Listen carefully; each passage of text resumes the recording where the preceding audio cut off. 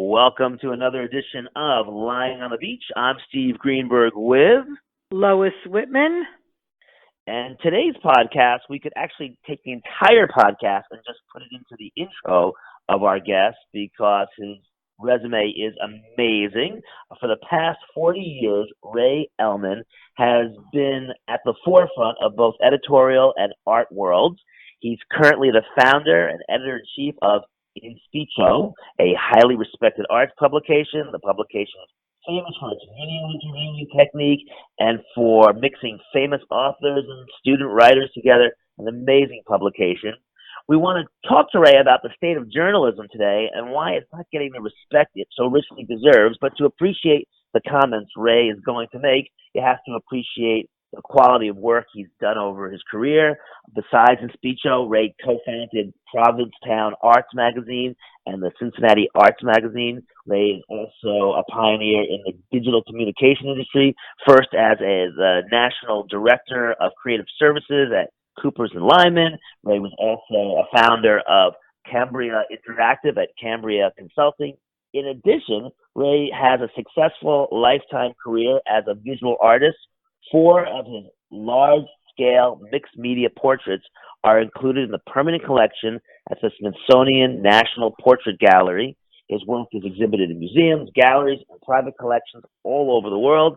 So welcome, Ray Elman. Ray, thank you so much for joining us lying here on the beach. Thank you so much for inviting me. I'm really looking forward to this. Well, and first off, let's go talk about journalism in the overview. Journalism appears to be under attack from the White House and elsewhere. Why do you suspect journalists are so disrespected today as opposed to how it was 25 years ago? Well, it's interesting that when you say that, I think you're applying it to all of journalism, and I think it's mainly political journalists that are going through this particular hellstorm. If you talk about sports journalists or business journalists, arts journalists, cooking journalists, people don't talk about them being disrespected. It's only for political gain that people like our president have labeled the media the enemy of the people and caused people to doubt what they're seeing in their sources for information. And another part of that, of course, is that the changing nature of the changing business nature of the whole publishing industry means that is because people are getting their news sources in non-traditional ways, like Facebook.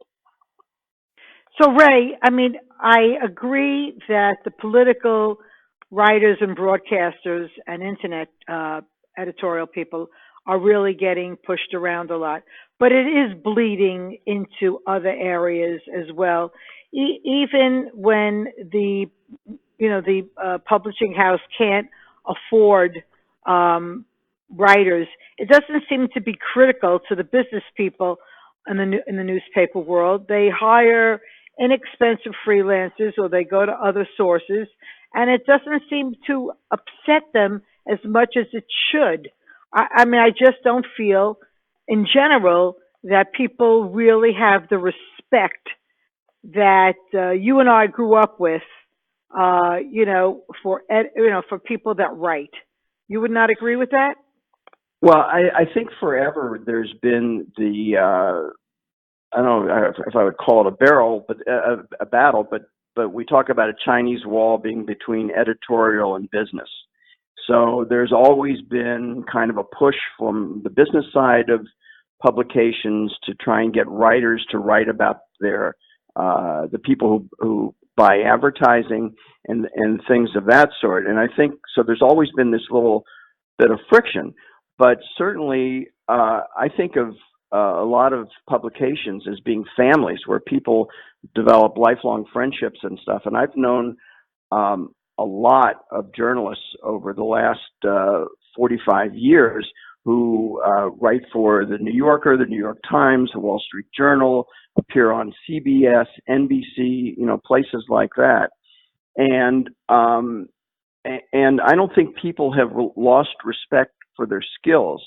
I think what's happened is that the waters have been muddied so much that people don't know if they can believe that they're in their moral code and ethics.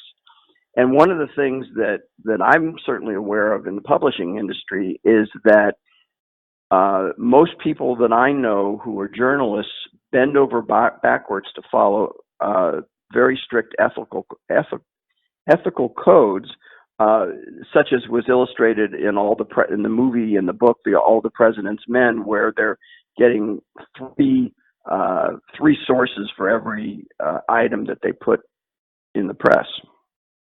No question about it. But, too many publications are now bringing in, their coverage of the editorial world is, aggregating information from other publications.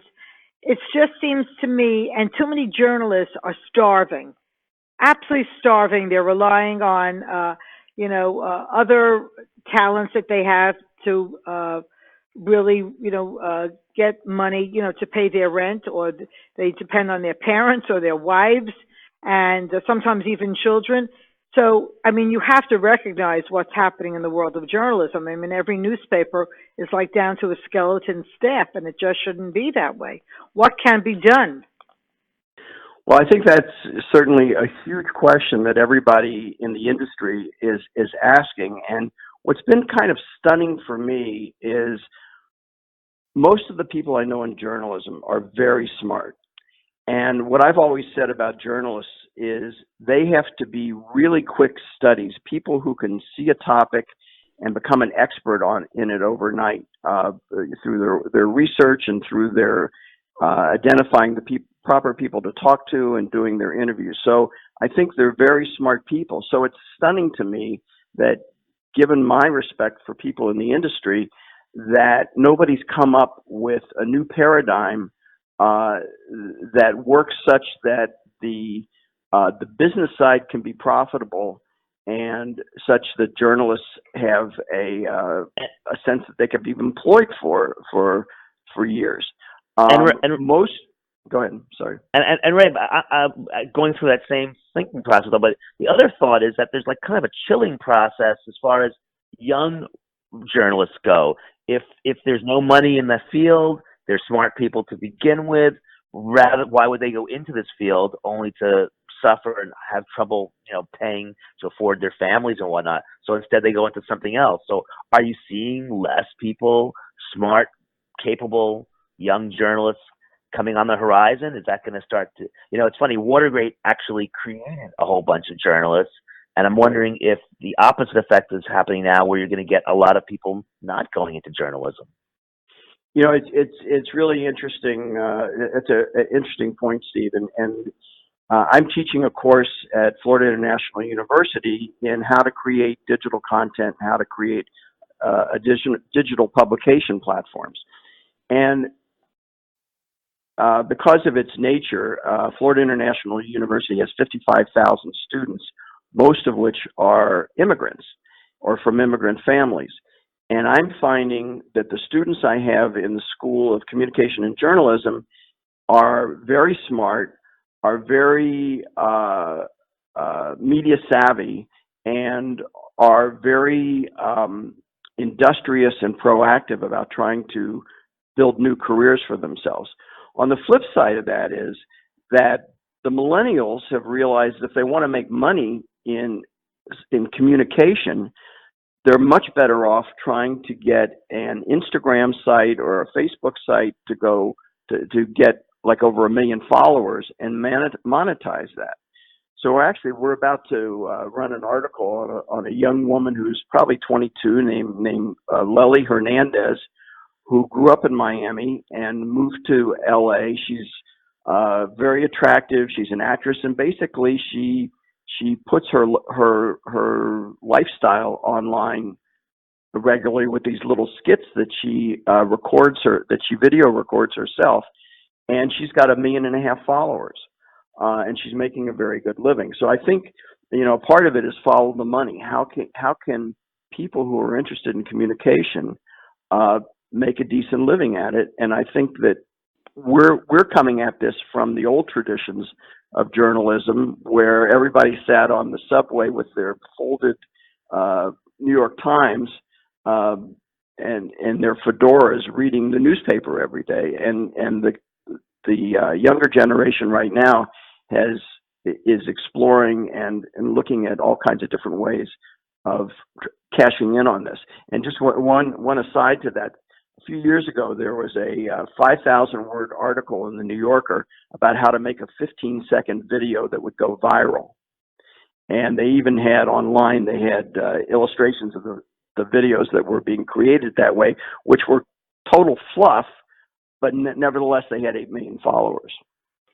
So Ray, I find this absolutely unbelievable that you're basically saying that the world of journalism will never be the same, or if it will be, it'll be, decades later from today.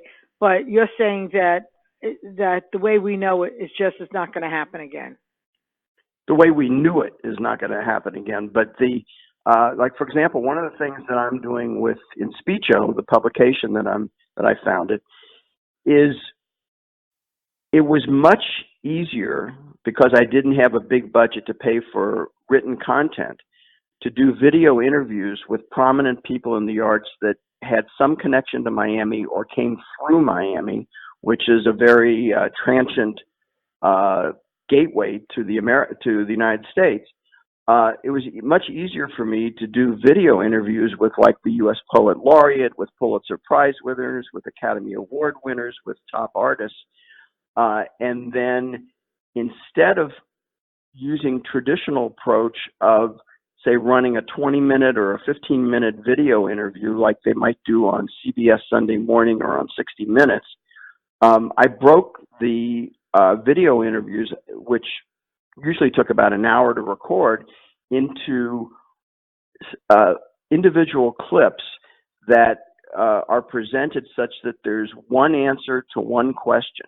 So a clip will run on average from 30 seconds to 5 minutes, and the audience, the readership, can scan through the clips and see which questions they would like to see Academy Award winner Jane Alexander answer, for example, or U.S.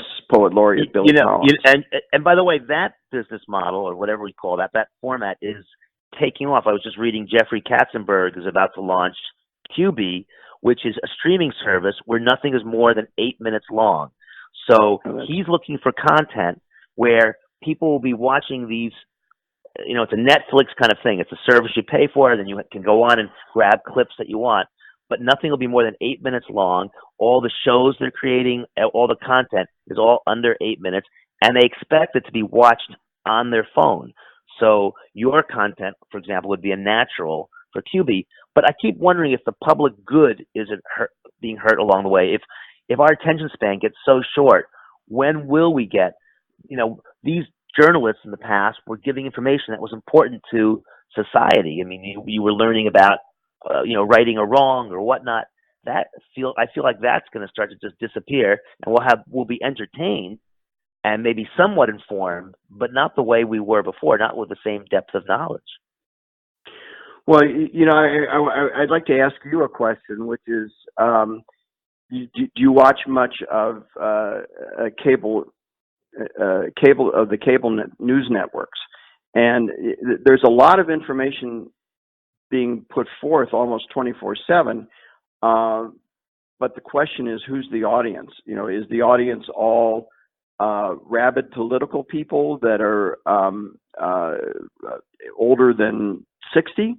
Or are young people? And I have a son who's about to turn 30 years old, and he doesn't look at any of those news sources. Right, I know. The younger generation doesn't watch it. It's just, I'd say, 45 and up. It does. I actually was having one of my students is editing an interview I did with Amy Efron, who's Nora Ephron's sister, and she acquired the rights to and produced Out of Africa and Born on the 4th of July. And so when I was talking to the student who was going to edit the video interview I did, she didn't have a clue about either of those movies. And I said, well, one of them's got Robert Redford and Meryl Streep, and she had no clue who they were. And I said, well, the other one was done by Oliver Stone, and she had no clue who he was. And I said, well, it's got Tom Cruise in it. So she knew who Tom Cruise was. So I think, and what I was thinking at the time was, well, when I was your age, I knew who Humphrey Bogart was. I knew who Lon Chaney was. I'd seen Lon Chaney in silent films. So I just think somewhere along the line, the current young generation, for the most part, and I'm going to make up a statistic, I would say 80 to 90% is just totally tuned out to stuff that happened in the 20th century. Well, how scary is that? Yeah, very, very scary. Well, yeah, it doesn't mean we're going to go see the pyramids and the sphinxes from the 20th century, because they're not going to exist. There's not going to be those monuments to creativity. And any solutions? Anything obviously the three of us can't solve this problem, but how do you see it self-correcting, or maybe there'll be a pendulum and there'll be a swing back, or one of the things I'm doing, and actually one of the questions I ask whenever I interview somebody who's got something to do with cinema, I always ask them, how do you get millennials to look at something in black and white? And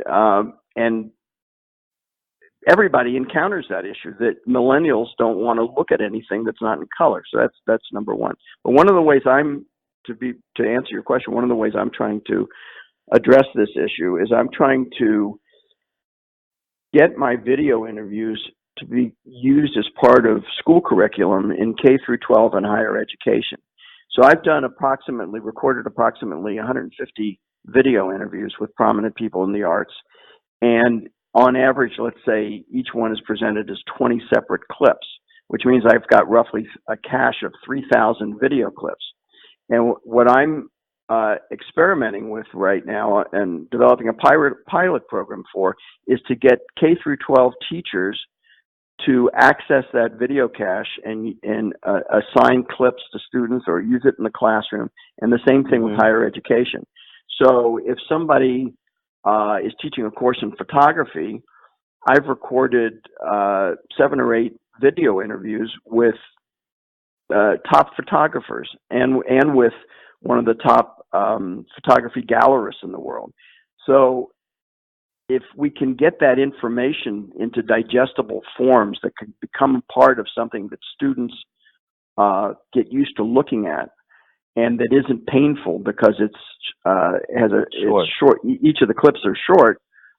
Perhaps we can start to turn that paradigm around. And maybe you should knock on Jeffrey Katzenberg's door and see if QB would want to stream it as well. So then it'll be part of a format that younger people can digest. I'd love to do that. Can you send me his mobile number or his email? Let's get Katzenberg on the phone right now. Right, Lois, you're in charge. Call Jeffrey. I'm in charge. Do you have the rights to do that, Ray? Yes, because every person I interview, they sign a release form. No, but what about FIU?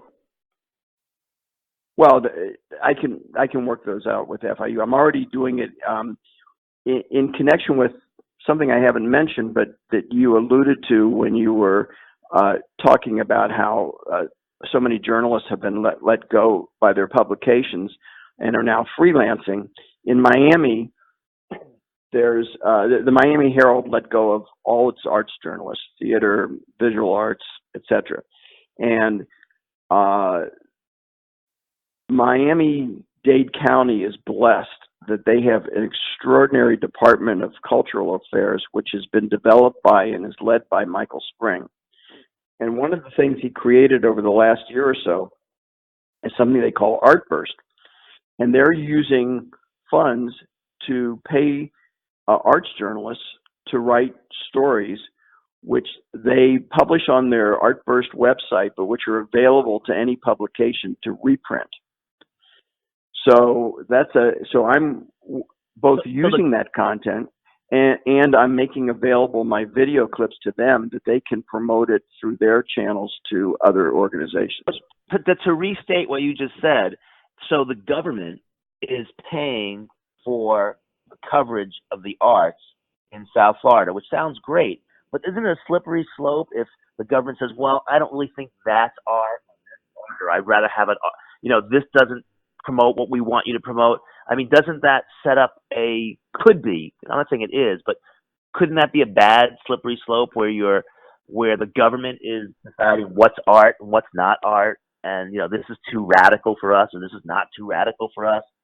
Isn't that the possibility here? It certainly is, and in this case, we're fortunate to have a head of the Miami-Dade County Department of Cultural Affairs who's also an artist and trained as an artist. But if you go back to when Jane and she talks about this in my video interview with her, when Jane Alexander, the actress, was head of the National Endowment for the Arts, and that was the same time that there was an exhibition where there was a work in it that was titled Piss Christ. That I don't know if you remember that, but it caused a huge controversy. And I remember the controversy. People wanted to defund the National Endowment for the Arts, and she basically went mano a mano with Newt Gingrich, who was head of the House at the time, and she won. So even though I think it's a potentially slippery slope for the government to fund arts, it actually happens to a much larger extent in other parts of the world. So, for example, in Holland, in the Netherlands, for years they've had this program where they give money directly to artists to fund them to do stuff and cover a huge amount of their living expenses. And it's not just the 1% that get the money. It's a much larger percent of the artists that get that. So I think it's much more problematic in the United States, where you have such a dichotomy, a religious dichotomy, and left and right is getting more extreme in opposite directions. Yeah, but in general, the editorials world was based on freedom of the press, and now you're suggesting that there might be controls, which to me sounds very scary, Ray. Well, when you're saying, who are you saying that you think I'm saying should control things? Well, you're saying the government is giving artists, money to live on, or writers to live on, or it's just being developed in different ways. That's a very scary process. I mean, at any time, Steve was alluding to the fact, any time some branch of government or, some aggressive politician could come along and say, we don't want any more stories about abortion. That's it. Or if there's some artwork that's addressing abortion, they could abolish that in 2 minutes. I mean, that's a very scary thought. And that's happened. It certainly happened. I think it was during the Reagan administration. And governments and private individuals have funded the arts forever. So one way or another, the purse strings have had an impact on what we get to see as art. But nevertheless, art is a calling that people continue to do it no matter what their financial circumstances are. And so far, the government, at least this government, has only cracked down by controlling the purse strings of what can be given out in grants and things like that. Other governments, like China, for example, are much more aggressive about controlling what the content is, no matter whether you're getting money from them or not.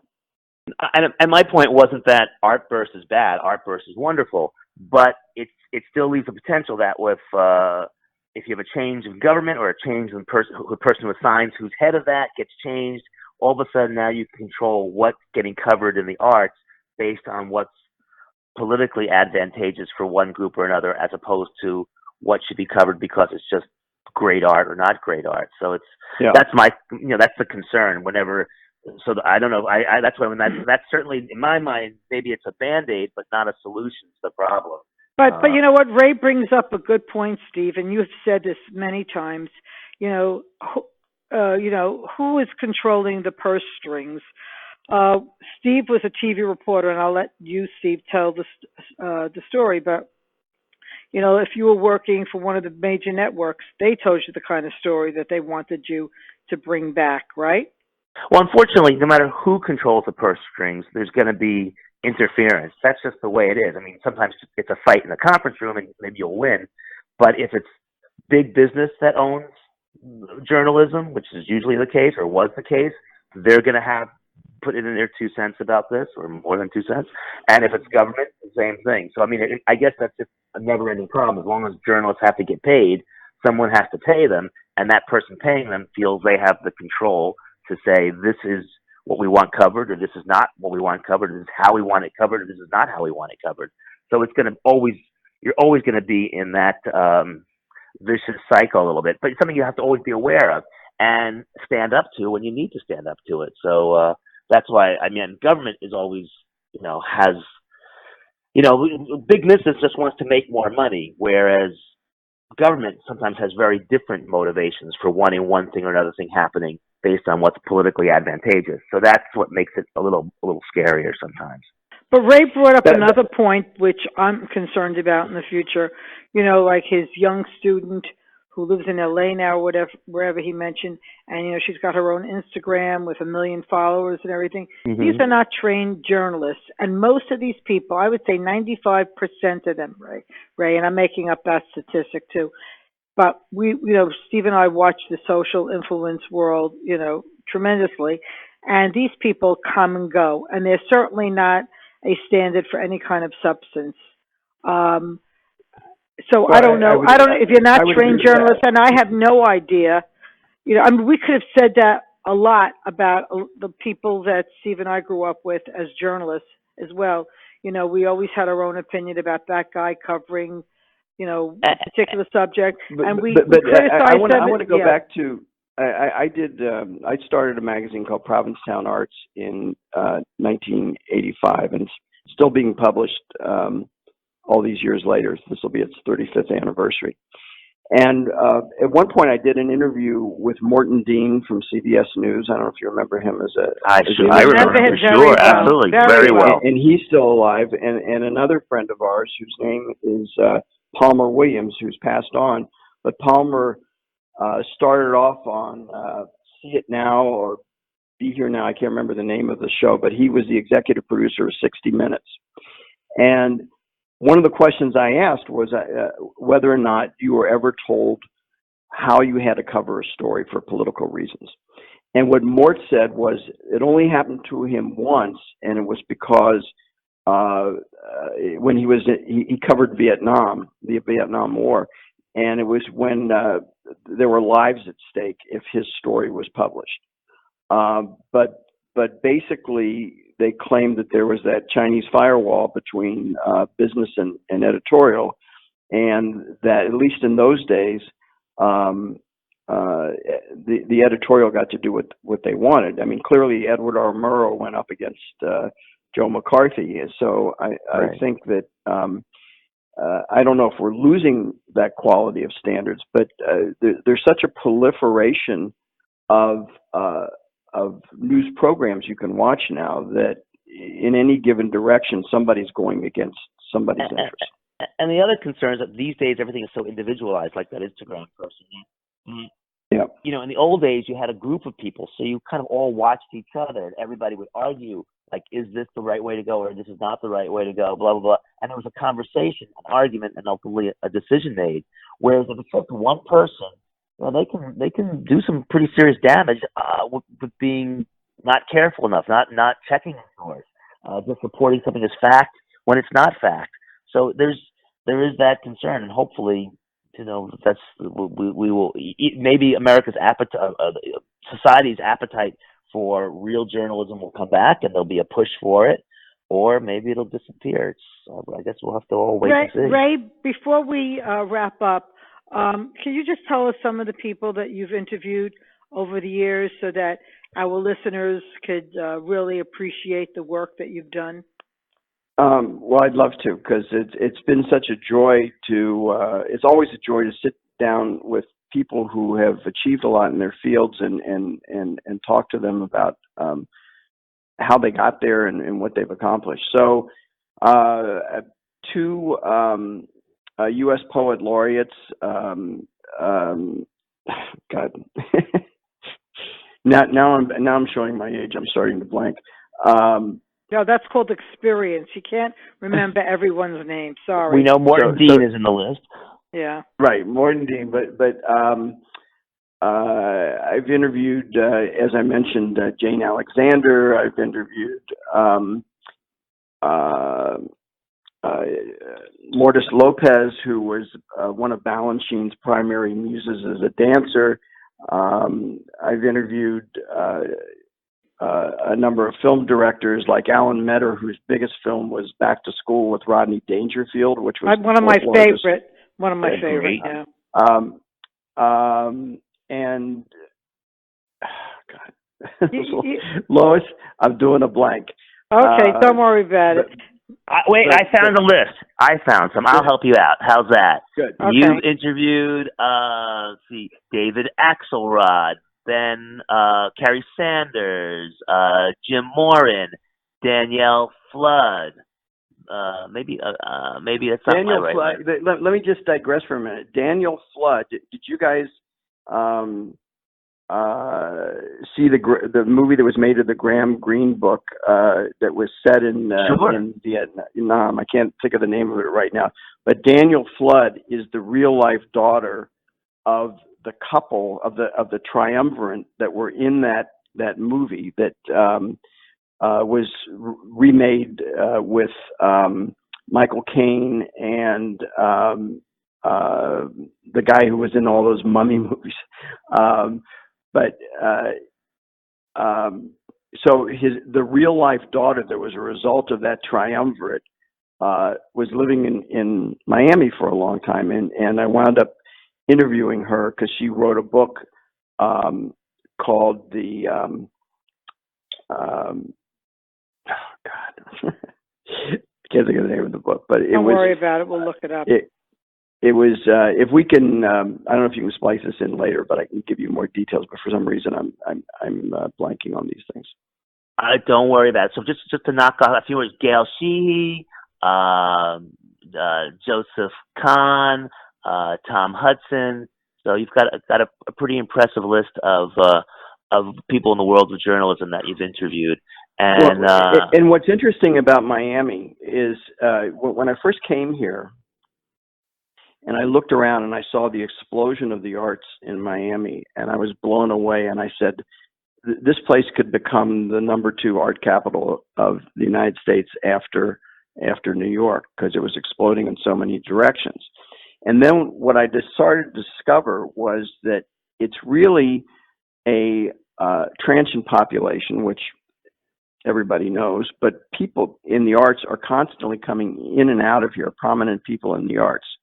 And so because of the Miami Book Fair is the biggest book festival in the United States, and because of Art Basel, the biggest arts event in the world, you've got a constant flow of people that are coming in and out that take something away from the Miami culture and give something to Miami culture.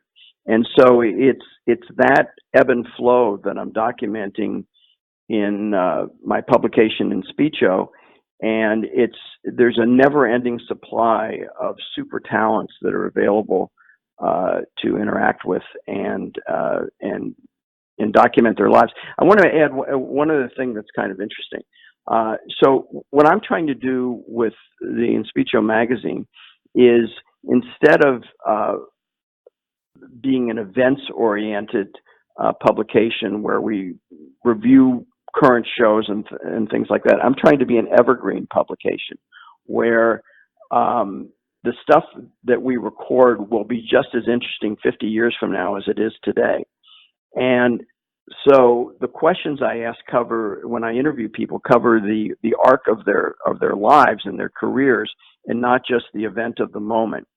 And part of what's happening with Inspicio is that it's archived with something called Digital Commons, which is a global network supported by 500 universities that makes stuff available theoretically forever all over the world. So we have the articles that we publish are being downloaded in Moscow and Tokyo and Paris and places like that. And I get reports every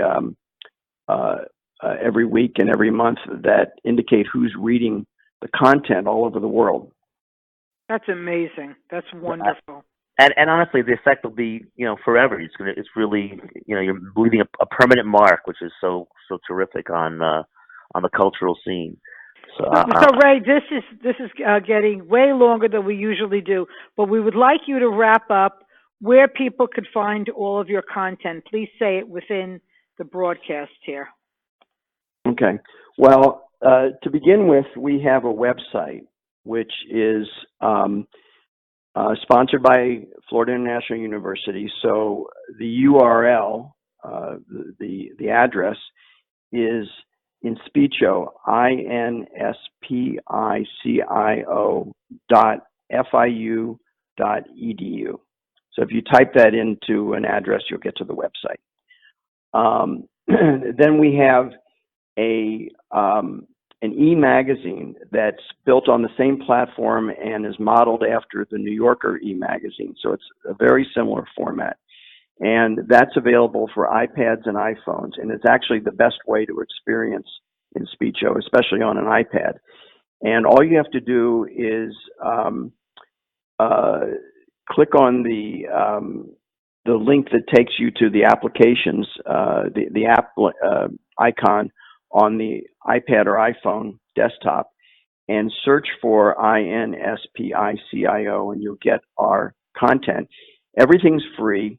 Right now we have 9 digital magazines that we've published, and you can download all of those, and they're in the same format as the New Yorker, and they contain the video interviews as well as the written content. We have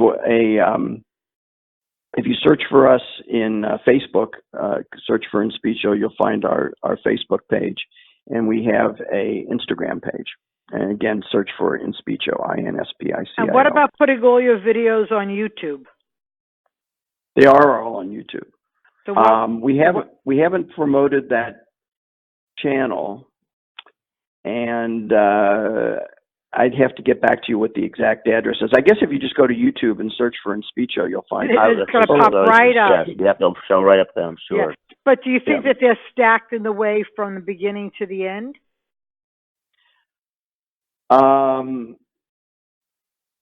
I haven't tried looking at it from that perspective.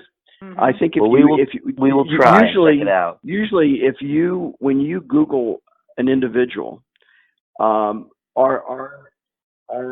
video clips will come up, and all of these things are in playlists. So once you find that, you can click on the playlist for all the names. say Jane Alexander, right? Or and you'll see all the videos that we've published for her. Well, Ray, it's been a pleasure. Steve, do you want to give it a wrap? Absolutely, Ray. Thank you very much. And Lois will hook you up with Jeffrey Katzenberg off air, and and you guys can all get together. Call me at that meeting. I'd like to be there. So once again, thank you very much, Ray.